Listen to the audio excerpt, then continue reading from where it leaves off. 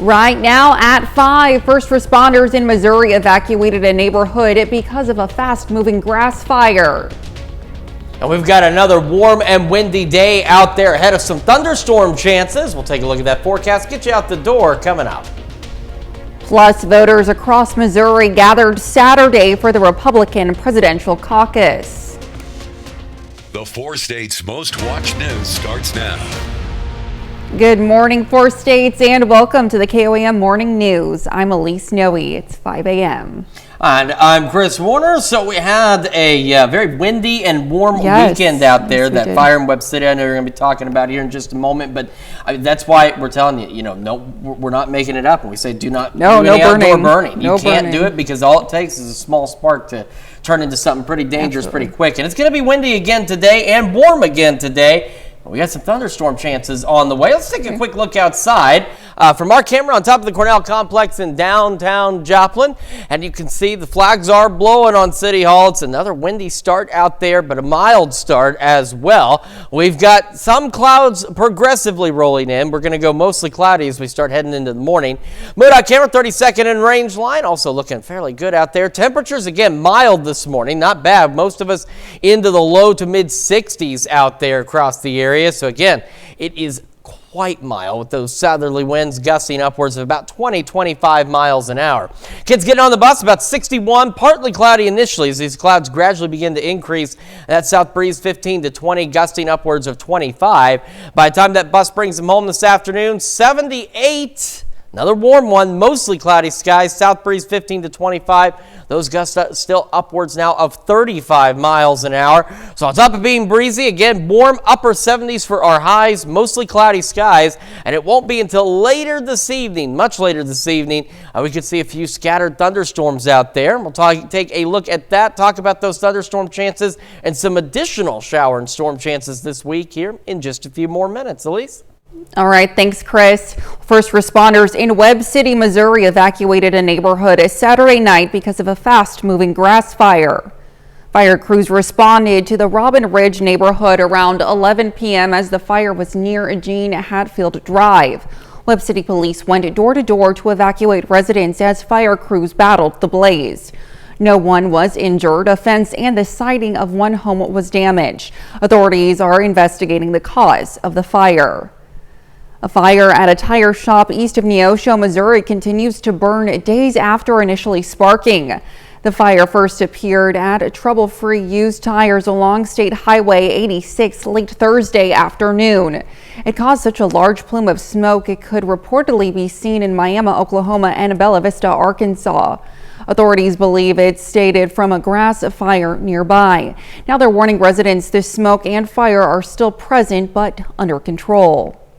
Fire broke out at a rural Racine home just before 4 a.m. Gusting winds pushed the fire so quickly the roof collapsed as fire departments were arriving. The family got out safely, but everything was consumed by fire. The Red Cross assisted in aiding the family overnight. Friends of the family have organized an online fundraiser. It's included in our article at KOAMnewsnow.com. Kansas state lawmakers consider a bill that would provide $40 million to help combat homelessness at the local level. House Bill 2723 would create a new program under the state's Department for Aging and Disability Services. That program would provide grants to local governments to build or improve homeless shelters and services. The House Committee on Welfare Reform will hold a hearing on the bill on Tuesday. Voters across Missouri gathered Saturday for the Republican presidential caucus. KOAM's Samantha Walker attended the Jasper County caucus to see what the process looked like and hear from voters.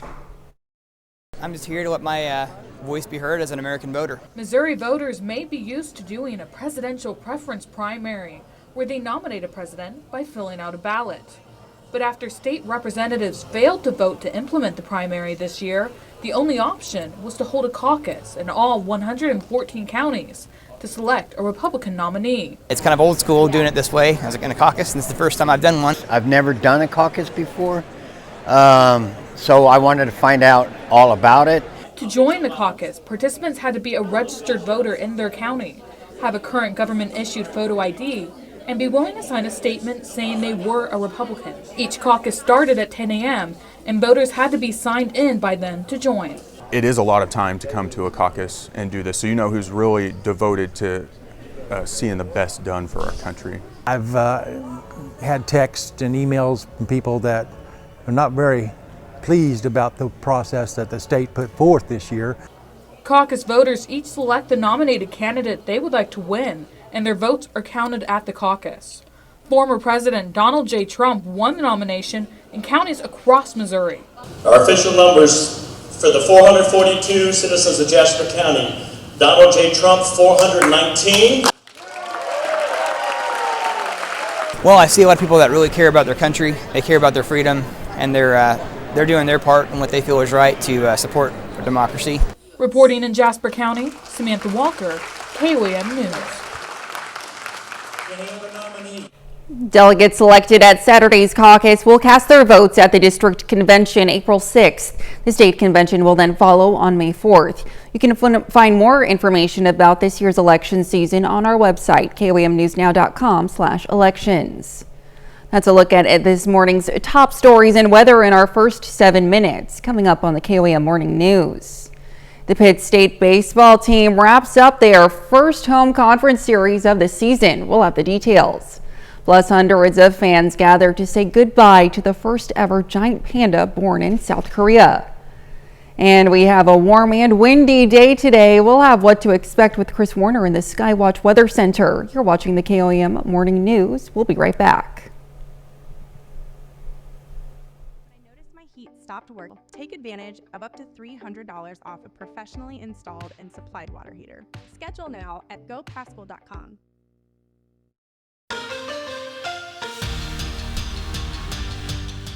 It was only 1 year ago that the two women's basketball rivals met in the opening round of the MIAA tournament. 1 year later, it's the same story with the same two teams. It's deja vu. As Pitt State and Missouri Southern meet once again. It's the third meeting this year that these two have had. Each team split the regular season series. Southern won at Pitt State in January, and the Gorillas won on Southern's home court in mid-February. And just like last year, the two are set to square off again in the opening round of the MIAA tournament in Kansas City. So here we go again. The 4-seed Missouri Southern facing the 5-seed Pitt State. The game is scheduled for this Friday at noon at Municipal Auditorium in downtown Kansas City. We'll provide coverage all week long from Kansas City and get you the latest from both teams. On the men's side of the bracket, Pitt State is the 3-seed. The men are coming off a double overtime win over Missouri Western on Saturday. The Gorillas will face Central Oklahoma. That game is scheduled for Friday at 8:15. The Missouri Southern men's basketball team will be one of the first handful of teams to arrive in Kansas City. The Lions are set to face Missouri Western in the opening round of the MIAA tournament. That game is scheduled for Wednesday at 6. The Pitt State baseball team wraps up their first home opener conference series of the season. The Gorillas won the first 2 games of the series, and now they're looking to go for the sweep on Sunday. Gorillas at home on a windy Sunday, taking on the Northwest Missouri State Bearcats. We're going to begin in the bottom of the second. Pitt State leading 2-0. Joe Hamilton with the green light on a 3-0 count. Hammers this to right field, and the ball hits the base of the wall. It's a stand-up 2-run triple. Pitt State leading 4-0. Next batter, Austin Borkins, sends a line drive into center field. Hamilton scores. Gorillas extend their lead. 5-0 ball game. Bottom of the third, Cade Clemens goes opposite field, and on a windy day like today, that ball easily clears the wall in right field. It's a solo home run. Pitt State leading 6-0. Next batter, Nixon Brannon, belts one deep to center field. That ball lands in the shrubs out there. Back-to-back home runs for the Gorillas. Pitt State goes on to win the game 12-3. The Gorillas sweep the series. During the baseball game, Pitt State softball was in action on Sunday afternoon. The Gorillas continue to stay hot as PSU wins game 1 8-0, then wins game 2 7-4. Pitt State hits the road this Tuesday at Arkansas Tech. In Joplin, Missouri Southern also aiming for a sweep. Lions facing Newman, picking things up in the bottom of the fourth. Southern trails 4-1. Wyatt Morgan, take a good look. You won't see this for long. A solo home run cuts the lead in half. Newman still leads 4-2. Later in the inning, Nate Myskowski It's going to send a liner into the gap. And the outfielders are scrambling for the ball. Garrett Rice slaps home plate. Southern trails 4-3. Still in the fourth, Henry Kuziak ties the game with an RBI single to left field, and that hit is significant because Kuziak becomes the all-time leader of Missouri Southern history for most hits in a career.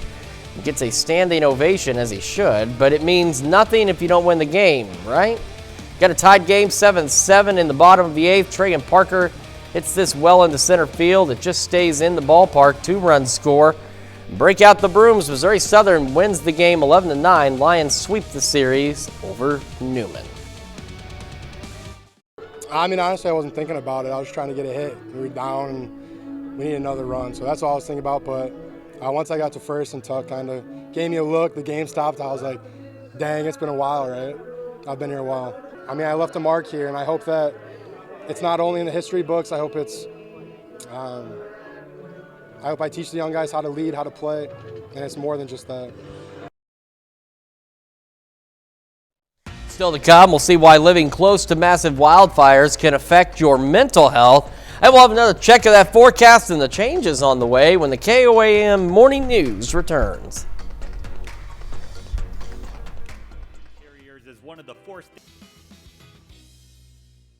Tickets on sale now for Vita Nova Village's Mom Prom, March 9th.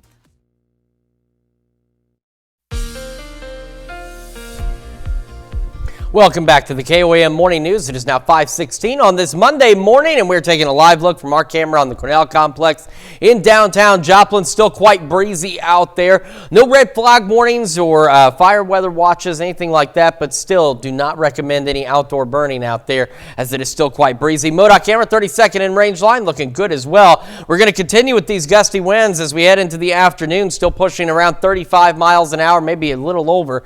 And it'll still be breezy as we head through the evening and even into our Tuesday. After a brief pause, we're still going to have some gusty winds out there from time to time. We also have some thunderstorm chances late tonight across the area, and a couple of those could be a little bit on the strong side with perhaps some small hail and some gusty winds out there for the areas highlighted in this brown shade on the map. So primarily into the Missouri and Arkansas side of things, but just clipping parts of Ottawa and Delaware counties into northeastern Oklahoma. So we're not expecting anything significant, but some showers and storms will be possible. However, not everybody necessarily will see showers and storms. Through today, we'll have some breaks in the clouds here and there. Then we'll start to see the clouds increase, and we'll see those showers and thunderstorms. Now, we're expecting by late this evening, say around 8, 9 o'clock, a small, rather thin line of storms to develop right along and to the west of the 69 corridor, and then it will push off to the east, and that's where, as it picks up a little bit of strength, it could intensify just enough to bring some stronger storms to our eastern counties late tonight across the area. It is very mild out there, though. Right now, 63, mostly clear skies, south breeze at 18, gusting upwards of 23. There's that front off to our north and west that'll bring us our storms later.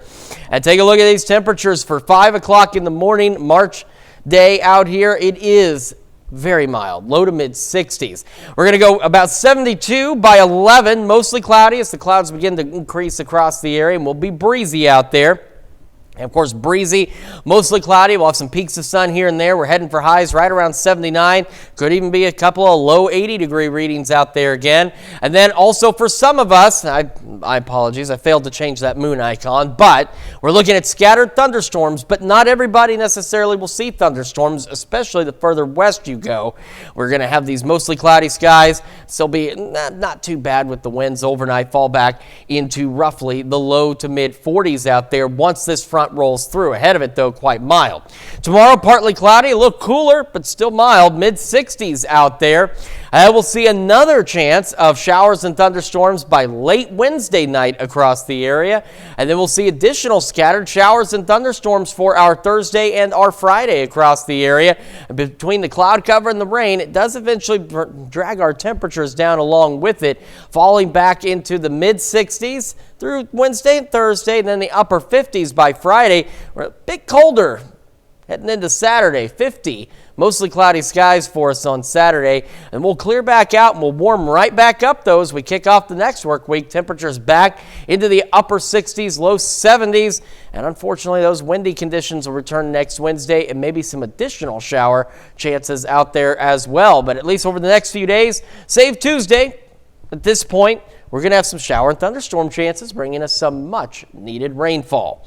Let's check your forecast. We will be back with Health Watch right after this. Ron's massive meat sale is back and bigger than ever. We have visit KOAMnewsnow.com/Hero Fund for the application and guidelines.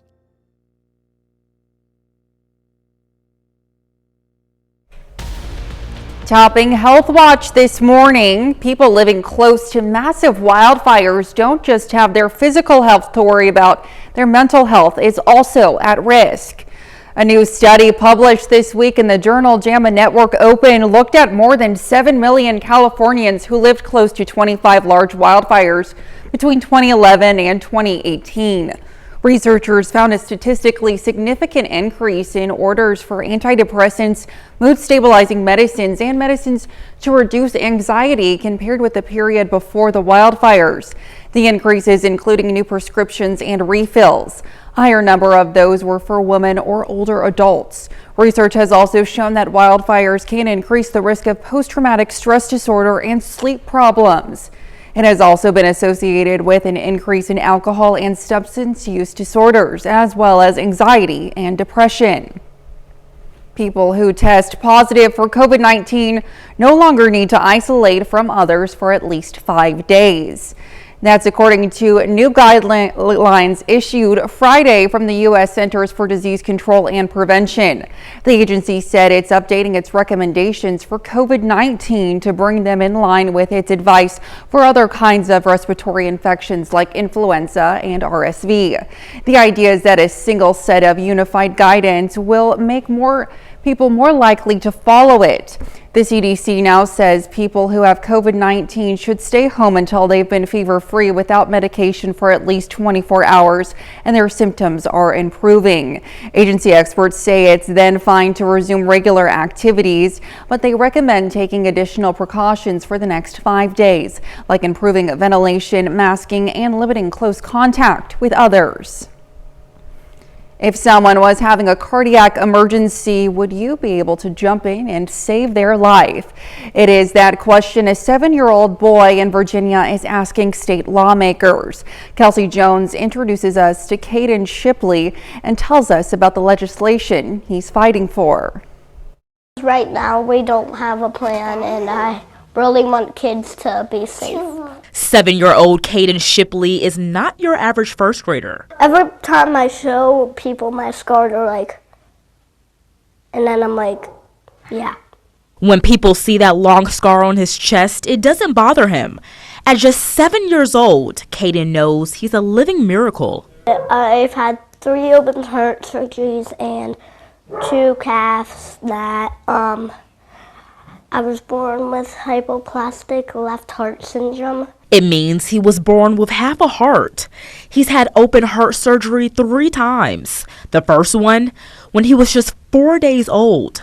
That's why he wants to see Senate Bill 181 become law. Once that bill passes, every school will have a plan to be able to save life. Local Senator Aaron Rouse introduced the bill. It will require all Virginia public schools to have a plan for how staff responds to a sudden cardiac arrest or a similar life-threatening emergency while on school grounds. Shocked that this wasn't already in place to begin with at every school. When a new school year starts, do you and your husband just have to sit down with Caden's teacher just to let them know about his heart condition? That's kind of always our opening line. We want, the school and his teacher to keep in mind he's, just a normal kid. He has a great intellect, but we do have a letter from one of his former cardiologists that kind of let them know what to expect. The bill would also provide grants to help schools pay for maintaining AEDs and train people. As lawmakers continue to debate this bill, Rouse says he's glad to see support from both parties. And for little Caden, well, he surely isn't missing a beat. I really want to make sure kids live a healthy life. Senator Rouse says the bill passed the Virginia Senate, and he also expects it to pass in the House committee. Now to look at some of today's top health stories. You're watching the KOAM Morning News. And we've got ourselves another warm and breezy day out there. Thunderstorm chances on the way late tonight and a fairly rainy week ahead of us. We'll have another look at your forecast when the KOAM Morning News returns. Is being directed by Tegan Whitehead. Call the office to get your tickets. We'll see you at the theater.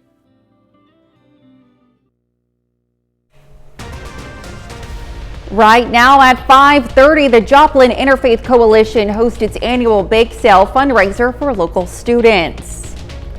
It's another breezy start to the day out there. It'll be another warm one before we see some changes roll in. We'll take a look at that forecast, get you out the door coming up. Plus, 4-state music lovers were able to add some new tunes to their collections at the 4-State Record Show. The 4 States Most Watched News starts now. Good morning, 4 States, and welcome to the KOAM Morning News. It's 5:30. I'm Elise Snowy. I'm Chris Warner. So it's Monday morning. Monday. Yeah, we made it. You know, Yes, the mamas and papas said you can't trust that day. And why not again? They gave a number of reasons, but I think it directly involved a relationship. Okay, that makes But sense. Yeah, either or, sure. you know, I think it's still sound advice. You can't trust Monday. It's the first day of the work week. You never know what's going to happen that week. And we're getting some rain too after the beautiful weather that we had this weekend. So I guess we really can't trust this Monday. You can't trust Monday at all. We have some thunderstorm chances. Did have a great weekend, although it was a bit on the breezy side for sure. Let's take a quick look outside from the MoDOT camera, 32nd in range line in Joplin, and it looks pretty good. Of course, again, it is looking back to the west out there. Can't complain too much, but it is breezy. Temperatures around the area, though, thanks to this southerly breeze, still very mild for this time of day, as we are in the low to mid 60s across the area. I mean, take a look at this. The coolest location is Monette, and even then, still quite mild at 59 degrees. When kids get on the bus this morning, not bad. 61, partly cloudy skies. South breeze 15 to 20, gusting to 25.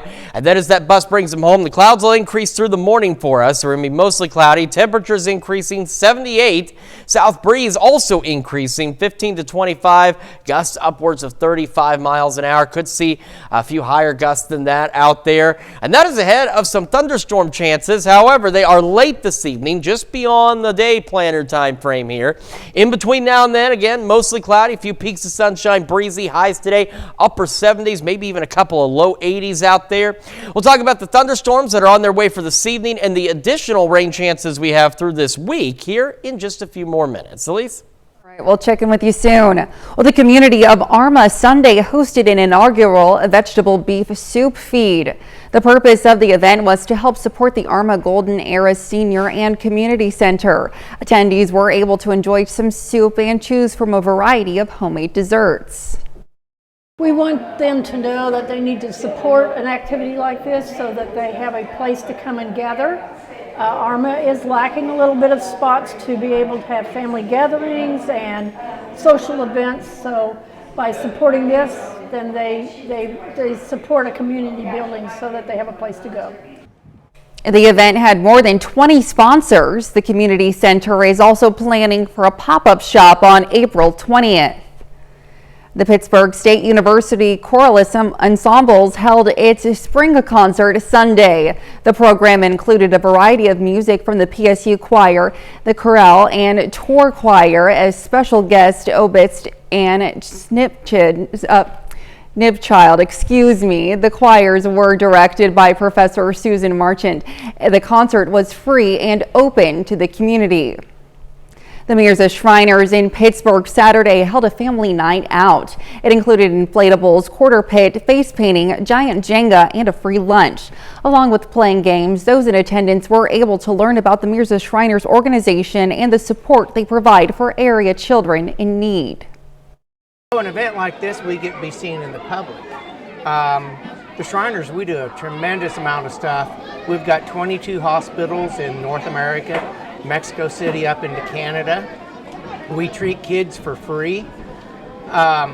The biggest problem is we don't publicize everything we do. So this gives us a chance to get out in the public and be seen with everything that we're doing.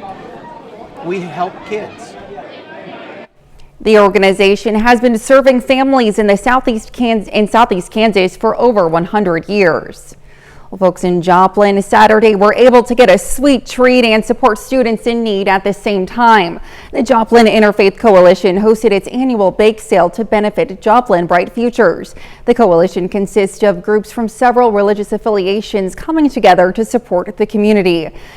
The bake sale helps Bright Futures support local students living in poverty to have opportunities for success. Very important for everyone to be on the same platform, regardless of our differences in faith or wherever we come from, and we come from different communities and different backgrounds. So I think it's a great platform to learn about each other and learn about working together. There were also board games, face painting, and a silent auction at the event. Four-State music lovers were able to add some new tunes to their collection at the Four-State Record Show. The Carthage Memorial Hall hosted the event. Attendees were able to visit vendors showing cassettes, CDs, equipment, memorabilia, and vinyls.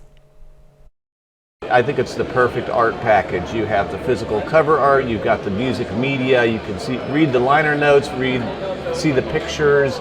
Multiple people have probably owned this wonderful item, and it's like Pokemon. For me, I've got to collect them all. The event offered various vinyls as door prizes throughout the day. That's a look at our top news stories coming up this half hour on the KOAM Morning News. A volcano on Fernandina Island, one of the Galapagos Islands off Ecuador, is erupting again. Plus, Vice President Kamala Harris called on Hamas to accept a possible ceasefire and hostage deal. We'll have the latest. You're watching the KOAM Morning News.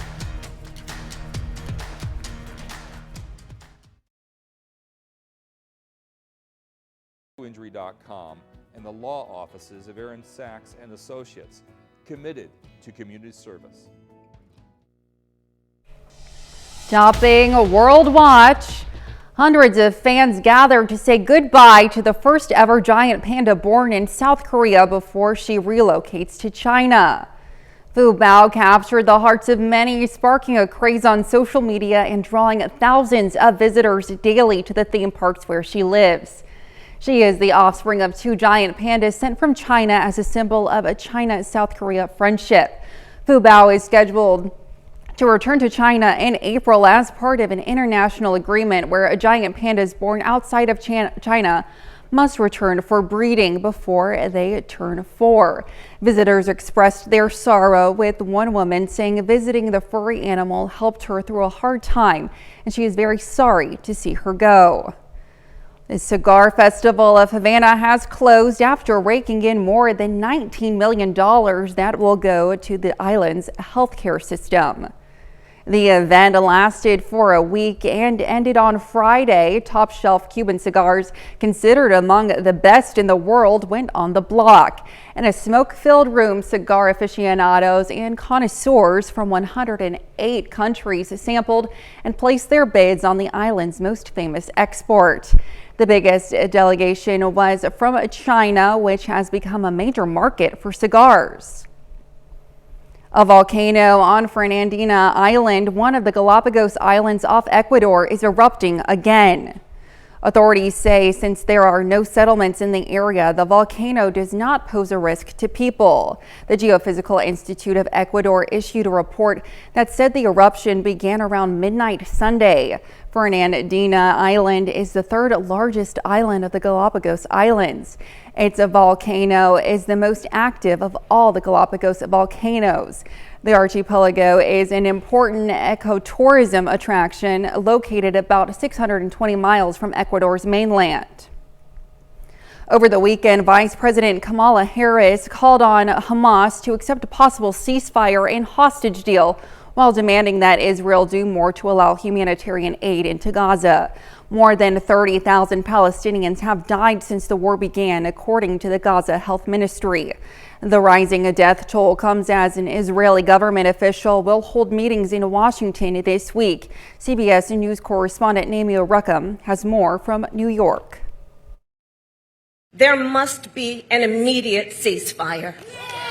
Strong words from Vice President Kamala Harris as she gets set to meet with Israeli War Cabinet member Benny Gantz in Washington today. The meeting comes as a U.S. official tells CBS News Israel has essentially endorsed a framework agreement that could include a 6-week pause in fighting and the release of some hostages. There is a deal on the table.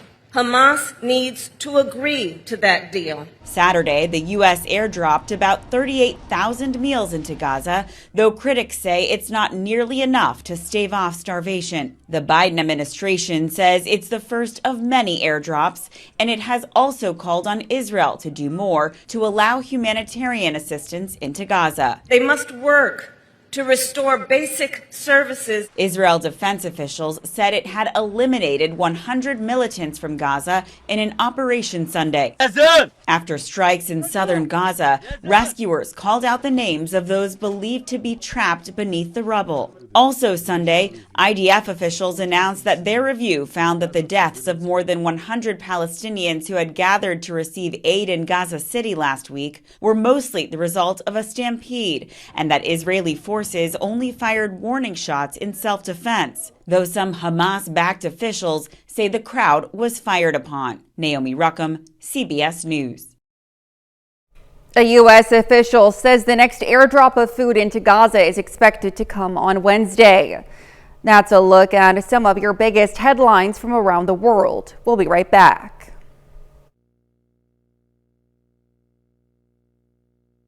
I decided to call the pros at Pascal. Take advantage of up to $300 off a professionally installed and supplied water heater. Schedule now at gopascal.com.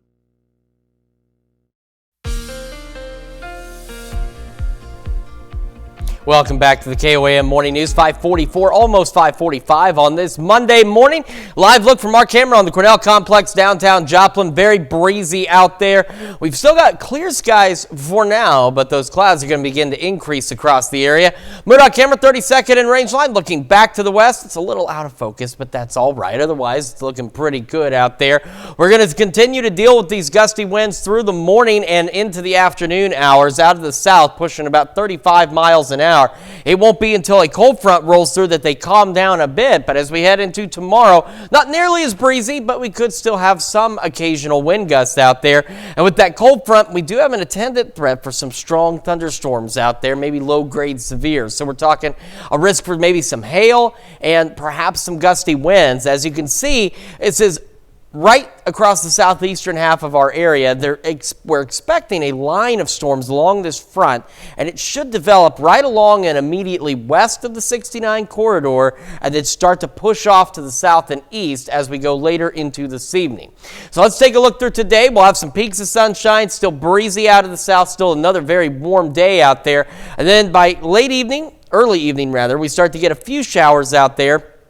And this version of the future track will update. The other version has got some new data on it. Unfortunately, its runtime cuts off at 8 p.m., so it doesn't do us a lot of good.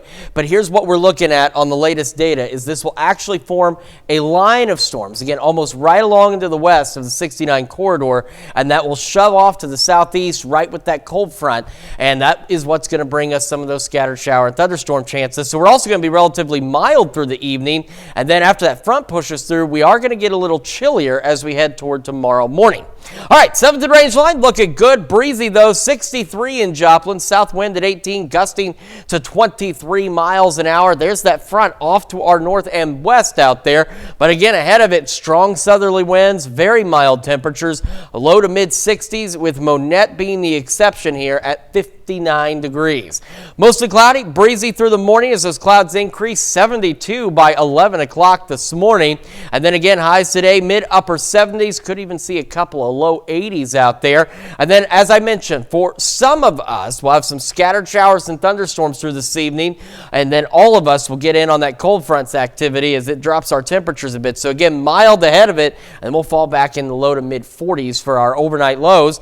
Tomorrow, partly cloudy, a little cooler, mid 60s, but still not bad. Mid 60s through Wednesday. Additional thunderstorm chances late Wednesday night, and we'll see those again Thursday into our Friday, and that does eventually drop our temperatures down. Much cooler on Saturday, but it's short-lived again, back into the upper 60s, low 70s as we head into next week. Let's check your forecast. We've got more of the KOAM Morning News right after this.